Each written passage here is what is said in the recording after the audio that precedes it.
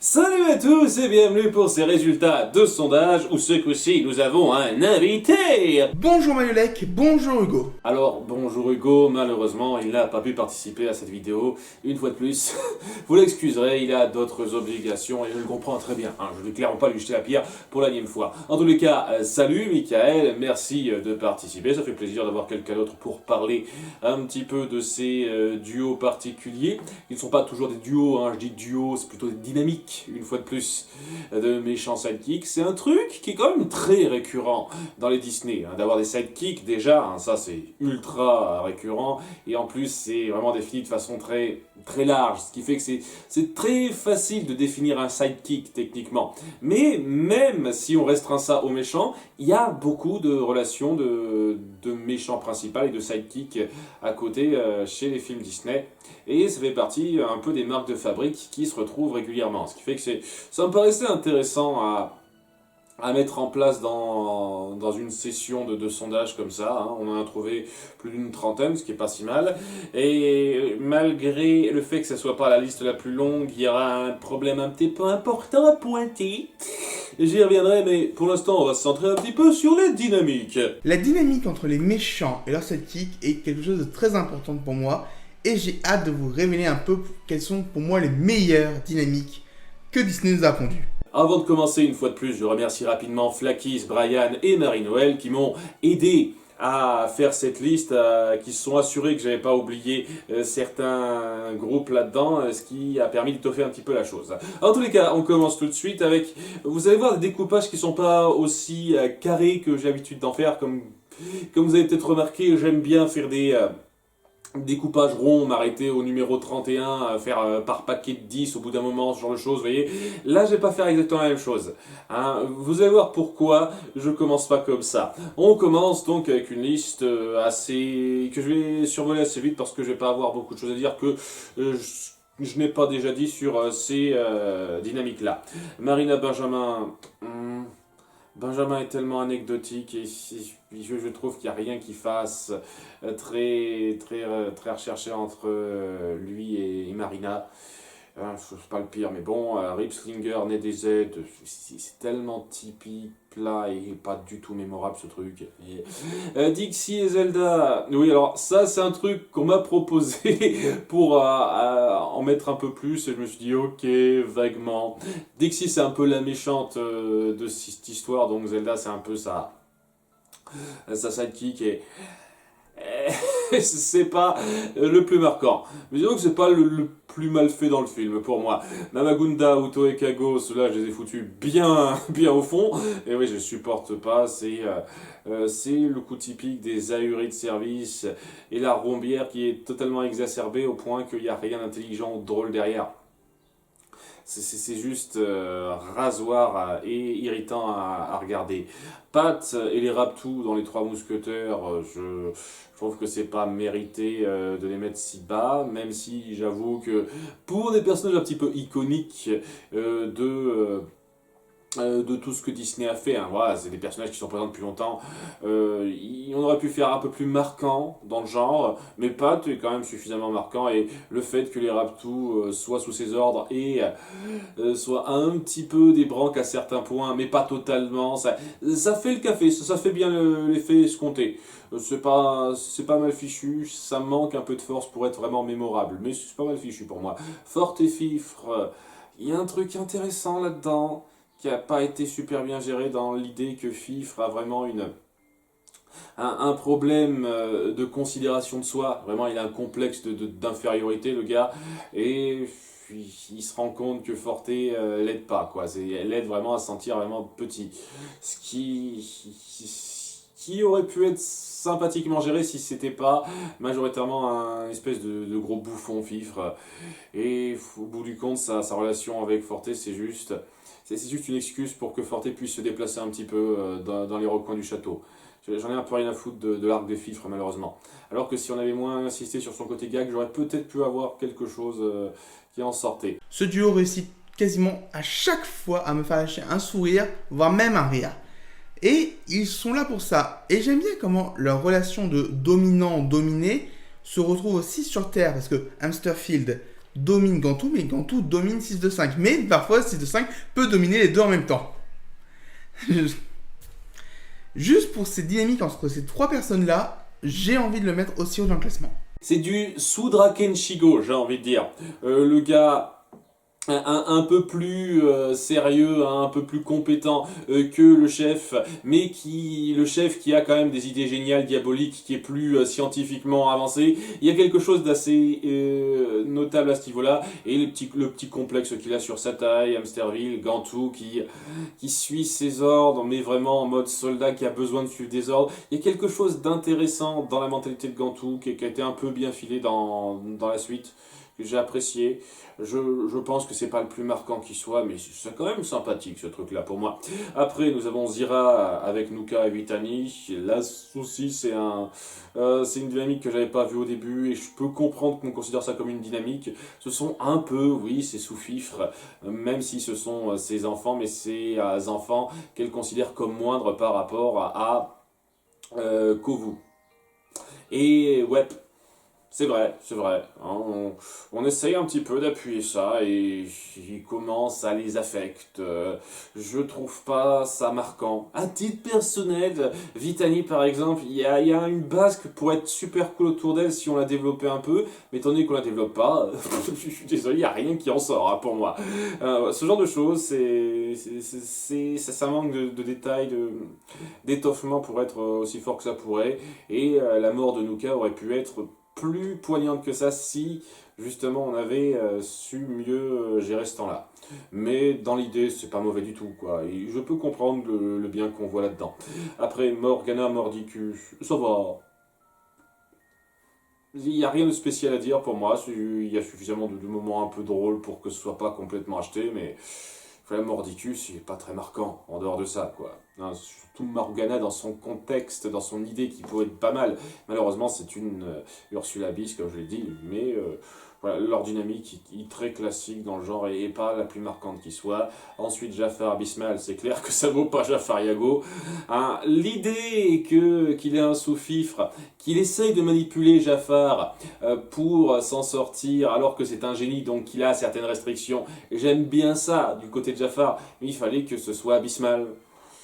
Un gros crétin sans intérêt, qui aurait eu moyen de faire quelque chose de plus recherché qu'Abysmal.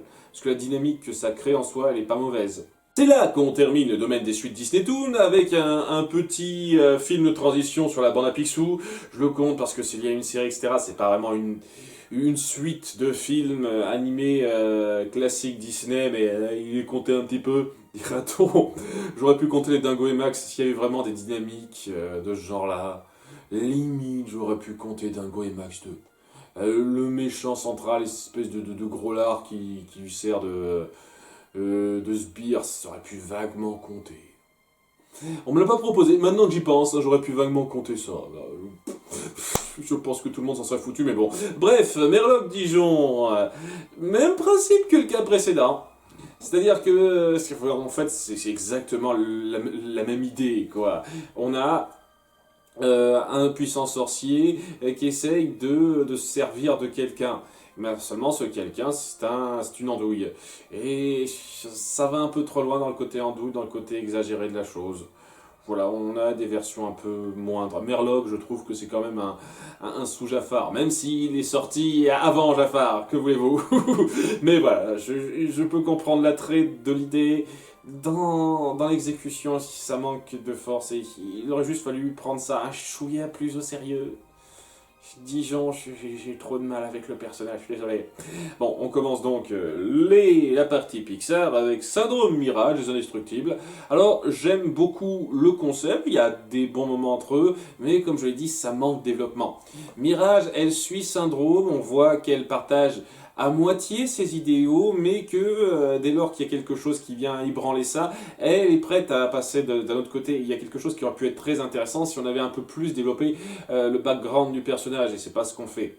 Ce qui fait que sa relation avec Syndrome, le fait qu'ils soient un petit peu en couple, et qu'elle lui obéit un petit peu, qu'elle lui sert d'assistante, hein, dira-t-on, ça pouvait être plus intéressant que ce qu'on nous donne. Mais en soi, j'aime bien, c'est juste que ça aurait mérité plus que ça. Et au moins du développement sur Mirage, quoi. Si jamais vous faites un Indestructible 3, s'il vous plaît, faites du développement sur Mirage, merde. Léon et Fouine de Monstres et compagnie. Ok, Fouine, c'est complètement anecdotique, ce gars. Il fallait que Léon ait un sous-fifre, voilà. C'est pas très marquant, je suis désolé, hein.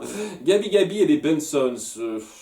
Et à part le côté un peu creepy des Bensons, ils sont pas ultra notables pour moi. Voilà, ils ont un côté creepy parce que ce sont des marionnettes un peu particulières, mais une fois qu'on sort de ça, c'est juste des sbires quelconques qui ne vont pas plus loin que ça. On n'appuie pas particulièrement leur attachement à Gabi Gabi. Gabi Gabi qui est un méchant, une méchante aux motivations intéressantes en soi, que j'apprécie. Quand on sort du côté « Ah, regardez comme ces marionnettes font peur », c'est pas le plus marquant, pour moi, les Bensons. Cela dit, la dynamique est acceptable entre eux, il n'y a rien d'affligeant ou de mal fichu là-dedans. Coup de tonnerre et déluge et tornade, le méchant de Voyage Jarlo et ses deux compagnons. Une fois de plus, je trouve que ça apportait rien de rajouter ce méchant-là. Je trouve que Arlo, avec son simple voyage et les péripéties qu'il doit endurer, ça se suffisait. Il n'y avait pas besoin de créer ce grand méchant qui sortait de nulle part. Et ouais, c'est juste les deux caïds qui suivent le caïd principal. À peu de choses près, c'est ça. Il n'y a rien de notable, de marquant là-dedans. Hein. Lotso et Baby, très intéressant ça, parce qu'ils partagent une histoire entre eux et c'est assez tragique. Et seulement, Lotso entraîne un petit peu Baby dans sa considération et sa perte de foi, dira-t-on, sa pente glissante. Et Baby subit tout ça en bon petit soldat, bon petit bébé qui ne sait pas bien réfléchir à comment gérer la chose, contrairement à, j'ai oublié le nom du jouet clown, qui a lâché l'affaire. C'est très intéressant dans l'idée et comment ça se résout entre eux. Lorsque Baby finit par avoir cette espèce de montée d'adrénaline, c'est très fort parce que on a su appuyer un bon passé entre eux. Et le côté un peu sombre et effrayant autour de Baby, il est un peu plus justifié. On montre que c'était plus que ça avant. C'est un truc, c'est ce qui manquait aux Bensons en fait. On développe suffisamment de backstory pour Baby pour qu'il y ait quelque chose d'intéressant dans sa relation avec Lotso. Donc j'ai beaucoup aimé ça. Voilà. Et pour terminer, le bord du plouc. Alors c'est très typique, mais c'est bien fait. C'est une dynamique très drôle entre donc le grand frère qui dirige tout, qui est très sérieux, qui veut pas se laisser marcher sur les pattes, et le petit frère Benet qui suit bêtement ce qu'on lui dit, qui n'a pas vraiment de grande volonté propre. Il y a quelque chose qui est assez drôle là-dedans, dans le fait que le second exaspère un peu le premier sans dénaturer son caractère. Et contrairement à d'autres où l'idiotie du personnage va trop loin. Voilà, comme je dis, Dijon ou Abysmal, ça va un peu trop loin. Plouc, l'idiotie du personnage, elle peut être un tout petit peu ennuyeuse à 3 moments, mais le gars que ça m'est passé n'est pas mauvais, il amène beaucoup de moments assez drôles, et ça ne dénature pas une seule seconde la puissance du personnage. Vraiment, du borgne. Je trouve que c'est bien réussi, cette dynamique, elle est bien faite. Et c'est là que je m'arrête pour cette liste, pour me plaindre un petit peu, voilà, parce que à partir de maintenant, tout ce qui reste, ce sont des dynamiques méchants, sidekicks, des films Disney Animation Studios.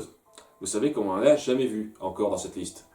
Vous avez mis au fond de la liste toutes les dynamiques qui ne sont pas de Disney Animation Studios. À commencer par les films de Disney Toon et ensuite les films de Pixar.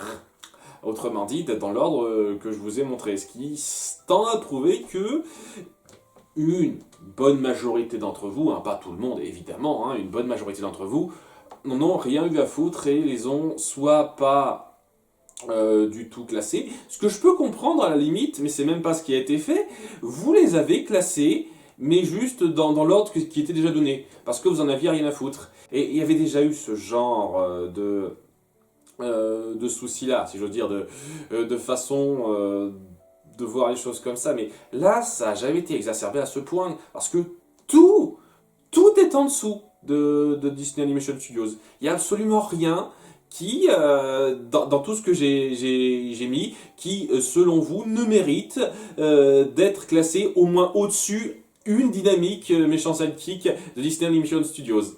Sérieusement. Waouh!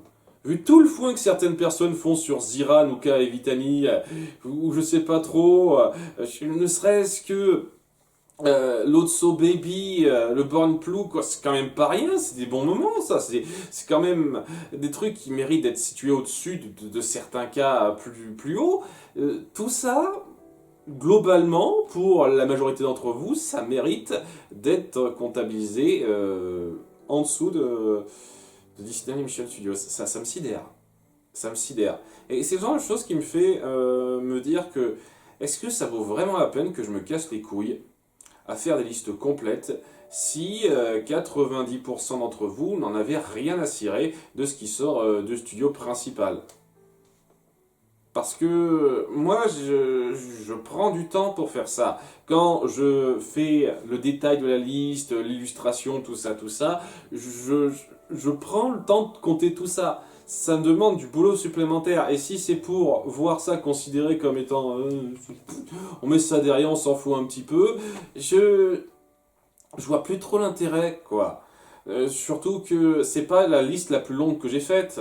Il y a des listes bien plus longues. Il y a une liste que j'ai prévue, qu'on m'a demandé depuis un certain temps, qui sera bien plus longue, si je compte vraiment les Pixar et les Disney Toons. Et ça me fait me demander, est-ce que ça vaut vraiment la peine que je m'emmerde à compter les Pixar et les Disney Toons si vous en avez rien à foutre?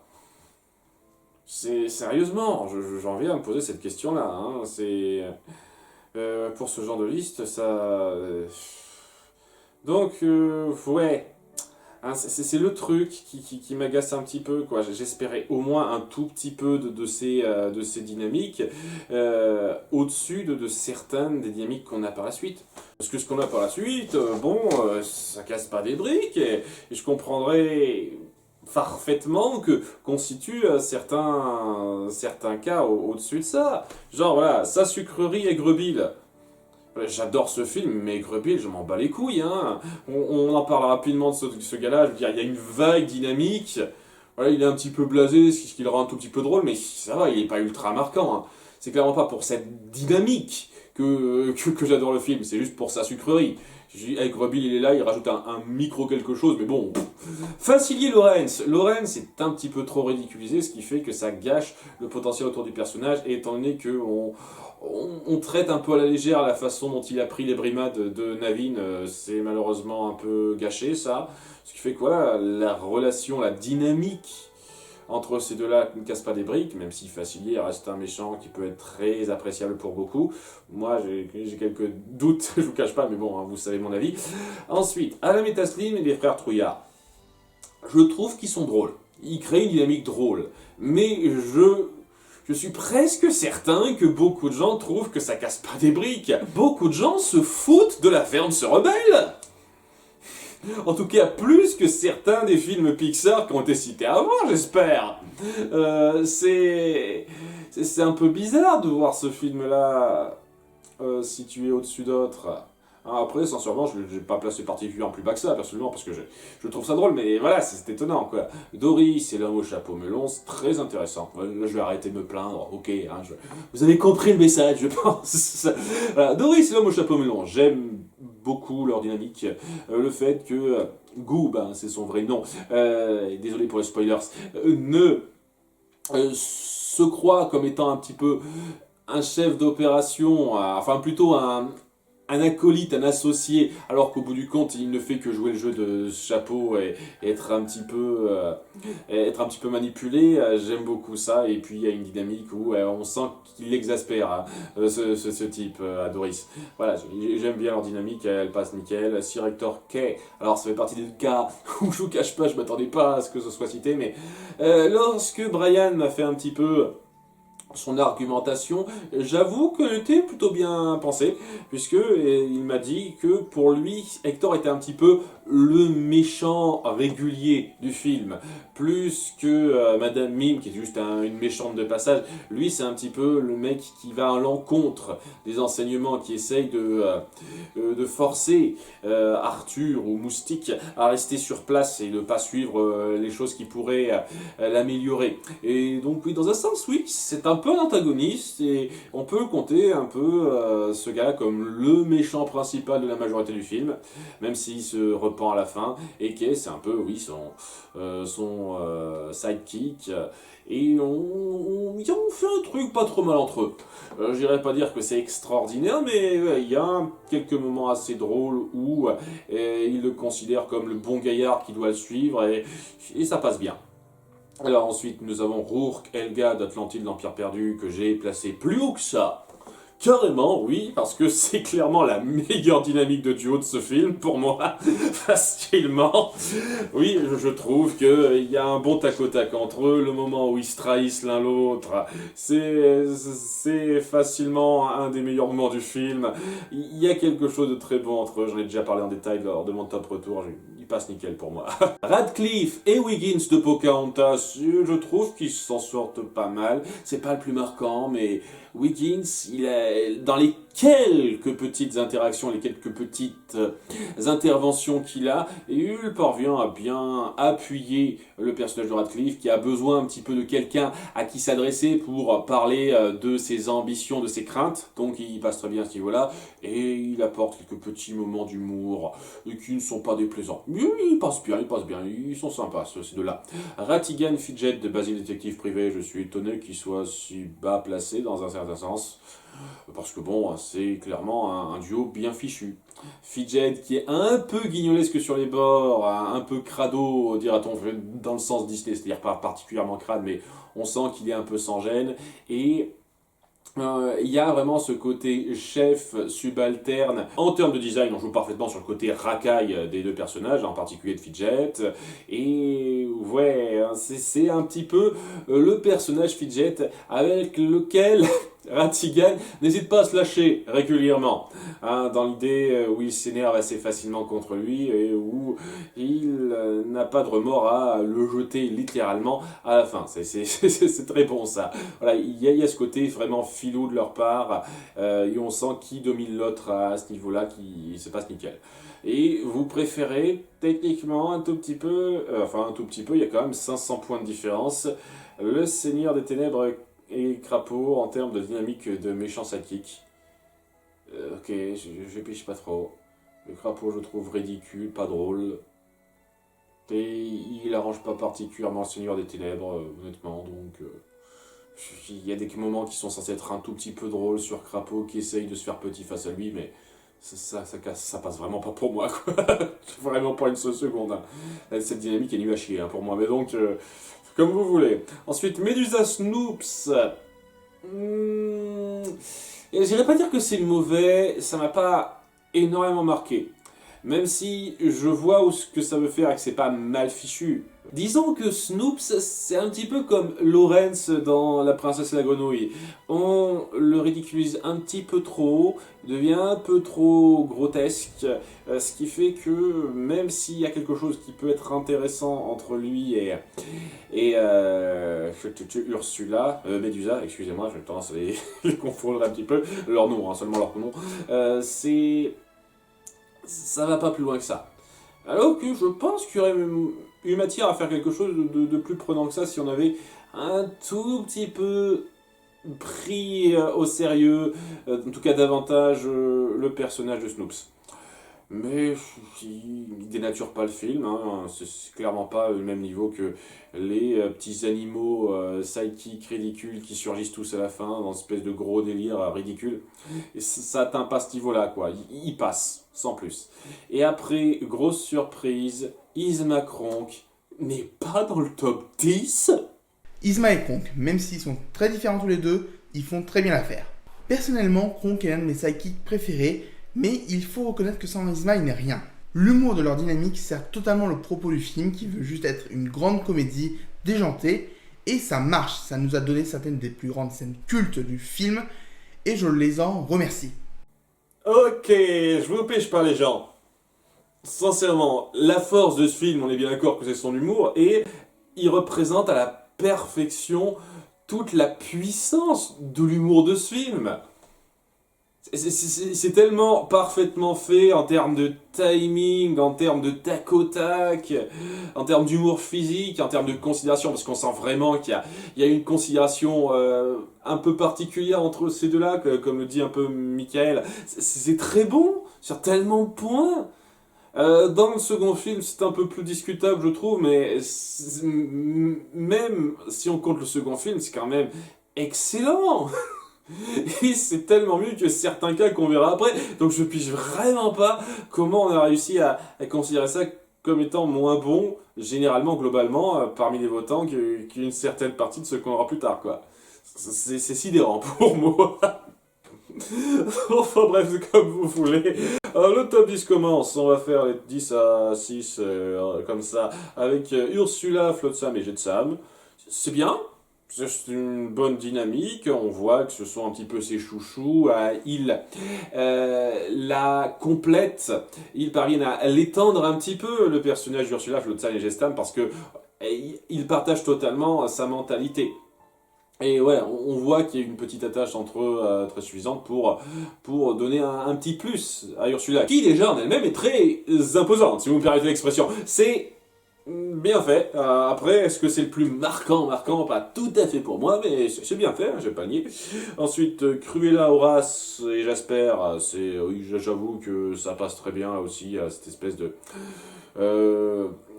femmes totalement autoritaires. Et les deux canailles qui sont là pour le fric, qui sont un petit peu moins considérés, un petit peu moins réfléchis. Il y a vraiment un clash des personnalités qui se fait dans ce côté très au-dessus des lois, très illégal de l'opération et qui passe nickel. Hein, vraiment, ils font très bien effet. Hein, et oui, ça amène beaucoup de moments très bons, déjà drôles. Avec Horace et Jasper tout seul et Cruella toute seule, mais lorsque elle leur gueule dessus, on voit que cette femme totalement maigrelette, squelettique, qui tient tête à deux gros gaillards, de bons gaillards, comme ça, il y a quelque chose de comique qui passe bien, et qui est crédible en plus hein, dans son comportement, qui fait très bien, et il y a le côté aussi un peu effrayant du personnage aussi qui passe là-dedans. On voit le rapport de force en dépit de ça, c'est bien rendu, c'est bien fichu, bonne dynamique. Après, nous avons Prince Jean et Triste Cire de Robin des Bois. Bien fait là aussi, je ne vais pas dire une seule seconde.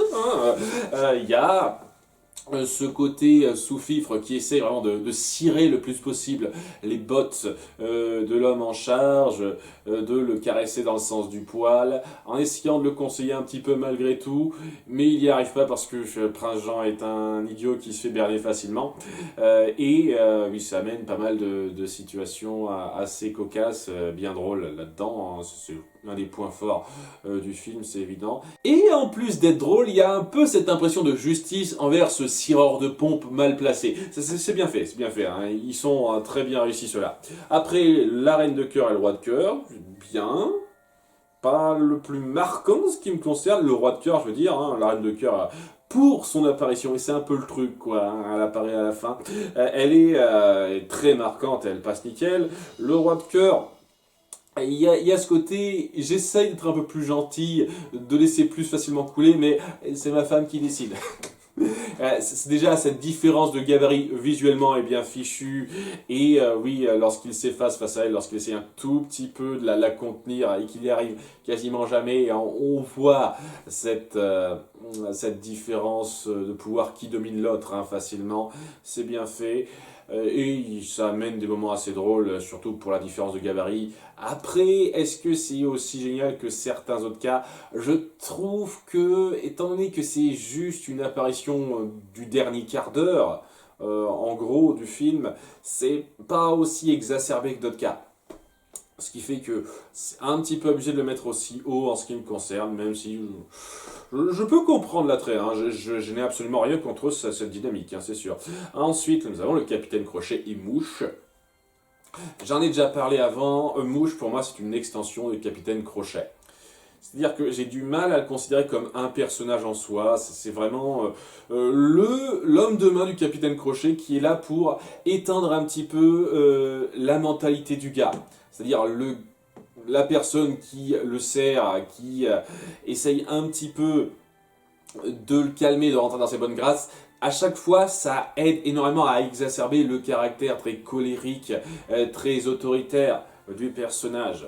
Alors, on voit qu'il a ce besoin de quelqu'un juste derrière lui, une sorte de bras droit qu'il peut taper un peu quand il veut derrière lui. C'est bien fait, c'est bien fait. Je trouve que c'est un personnage en termes d'extension qui a beaucoup de mérite.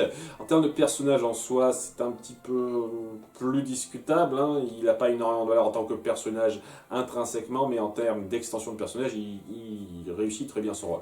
Ce qui crée une très bonne dynamique, très drôle à certains moments. Je ne vais pas le nier, et qui mérite qu'on s'en souvienne, c'est sûr. Hein. Je ne vais pas placer tout à fait aussi haut, mais je comprends un petit peu ce point-là. Ensuite, bien entendu, nous tombons dans le top 5, et on va traiter ça au cas par cas, en commençant par... Qu'on aide ce vieux loufoque ou non, ça ne lui rendra pas sa tête. Je vous défends de dire du mal de mon père. Je te défends de dire du mal de son père. Pour voir à quel point cette dynamique est réussie, on n'a besoin que d'une seule scène, la chanson de Gaston. Le fou est parfait pour représenter ce que le village pense de Gaston. Et il est essentiel, d'après moi, à la construction du personnage, qui serait peut-être un peu moins fort si on avait juste un village qu'il aimait. Là, on a vraiment une personnification du village qui le rend irrésistible.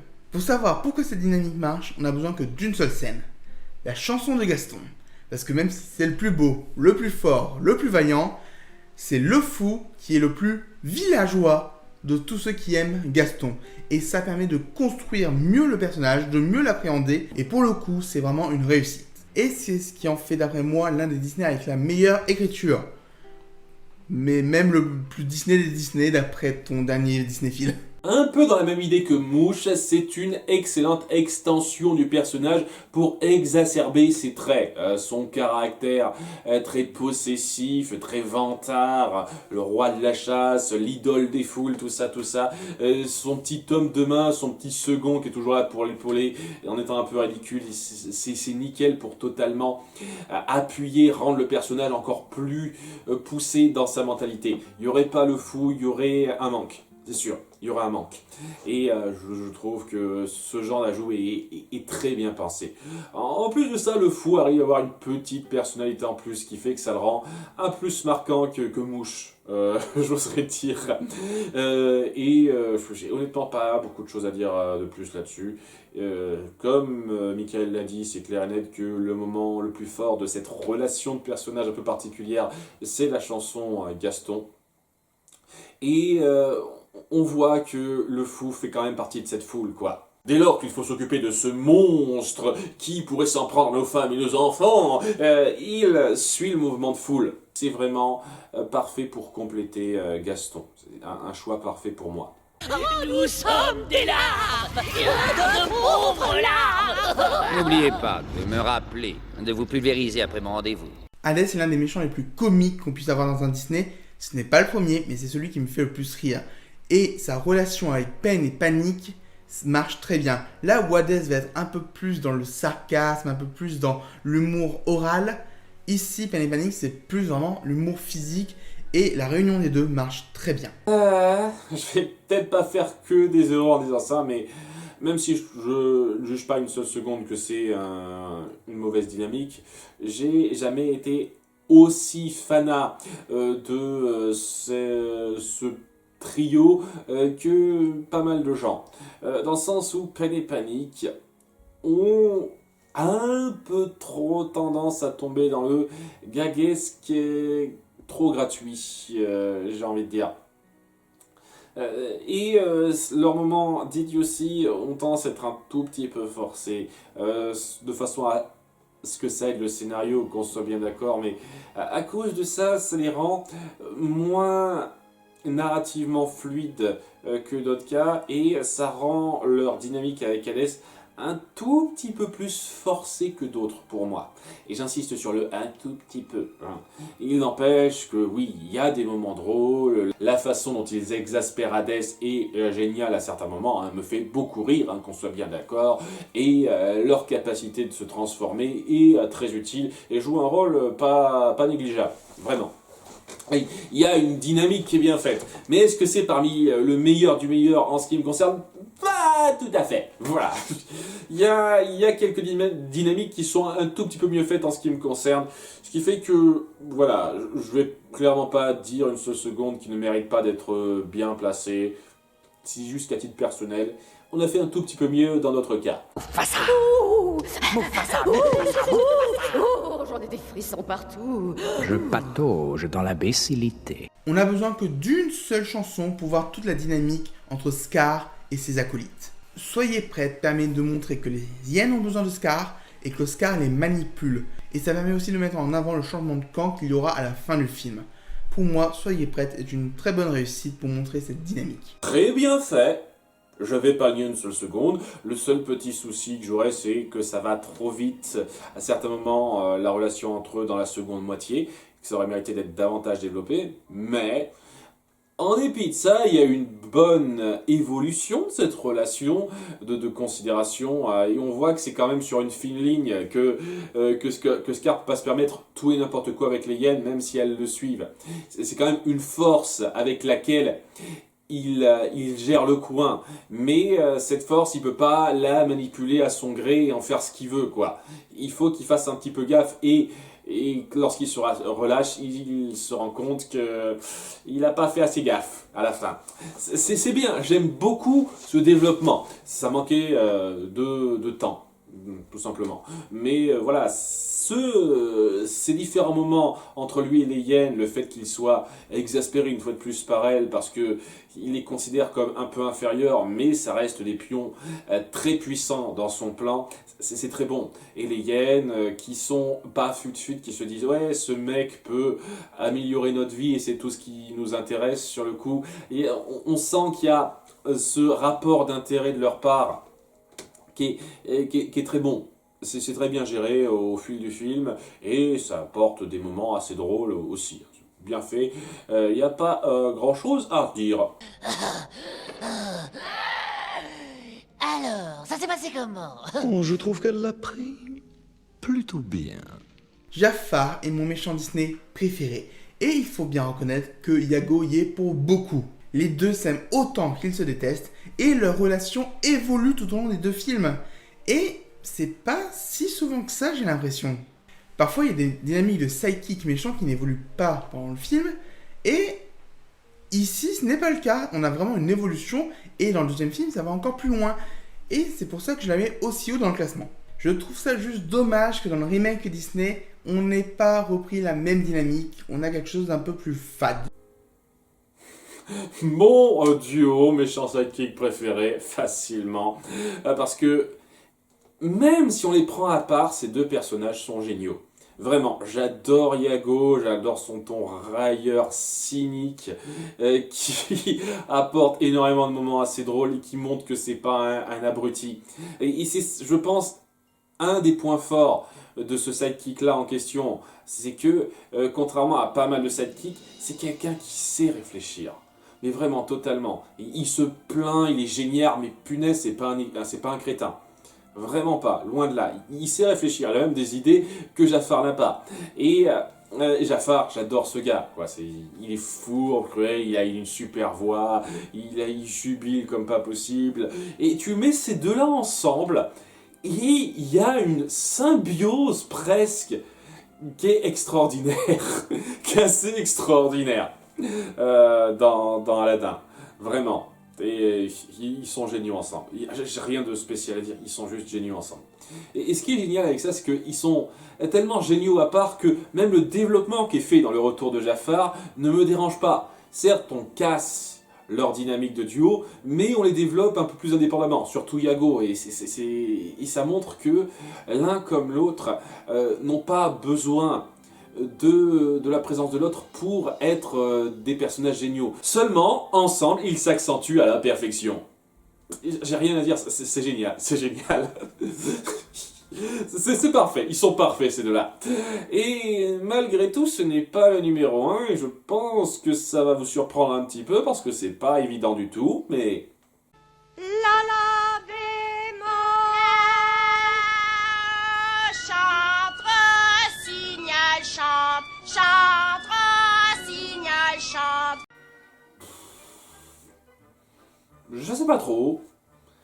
J'irais clairement pas dire que c'est le plus marquant qui a été fait. Je vais pas dire une seule seconde qu'il n'y a rien d'intéressant là-dedans. Il y a des trucs intéressants dans la relation entre la marâtre et les belles-sœurs, mais est-ce que leur dynamique est si impactante que ça? J'irais pas jusque-là.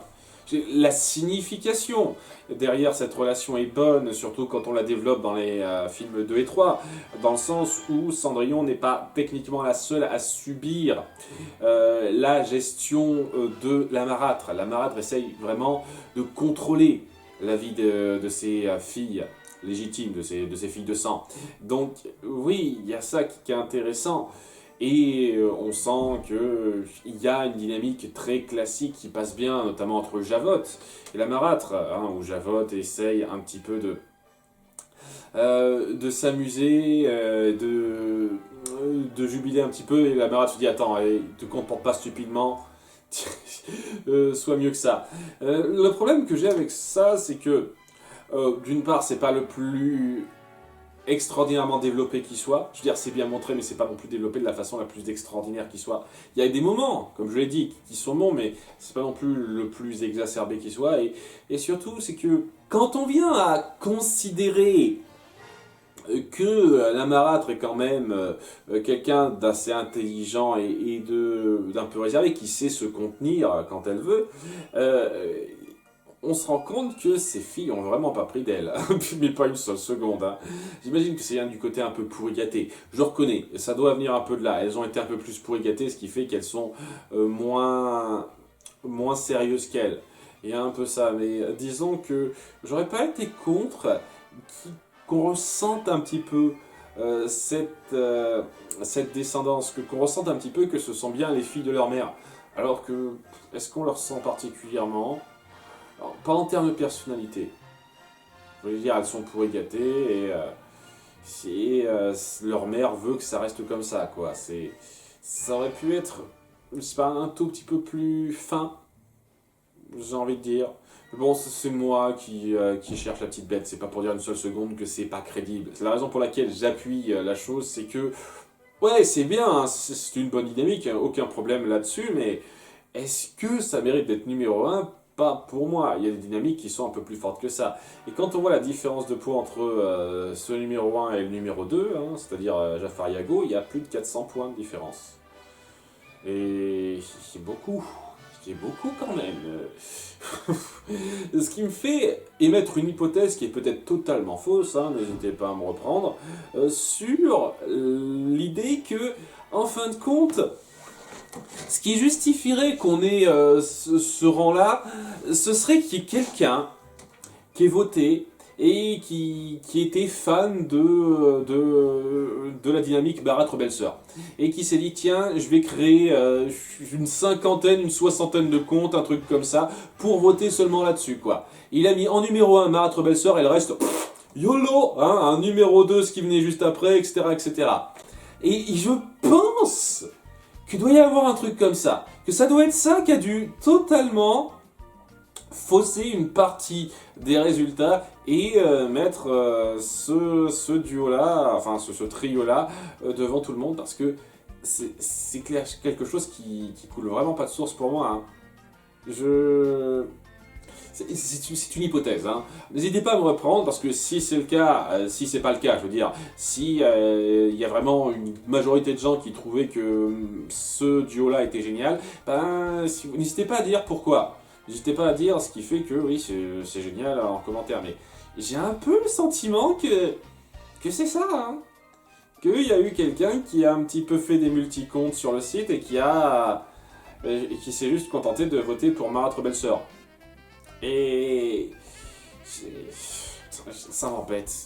Voilà, ce genre de considération me casse les couilles parce que ça veut dire que les résultats ne sont pas viables. Je veux Et c'est clair, j'espère que c'est clair pour certains d'entre vous, des résultats qui reflètent totalement votre opinion, enfin vos opinions en règle générale, quoi. Je veux savoir ce que vous pensez vraiment.